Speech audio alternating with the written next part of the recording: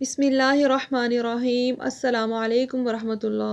मेरे प्यारे दोस्तों, आज मैं आप लोगों को ईद उल फ़ित्र की नमाज़ का मुकम्मल तरीका बताने जा रही हूँ, मुकम्मल डिटेल के साथ। तो मेरी आप लोगों से गुज़ारिश है कि मेरी इस वीडियो को आखिर तक ज़रूर देखिएगा, ताकि मेरे वो भाई जो लॉकडाउन की वजह से ईद उल फ़ित्र की नमाज़ अपने-अपने घरों में पढ़ने जा रहे हैं, उनको ईद उल फ़ित्र की नमाज़ का तरीका मुकम्मल और अच्छे तरीके से मालूम हो जाए।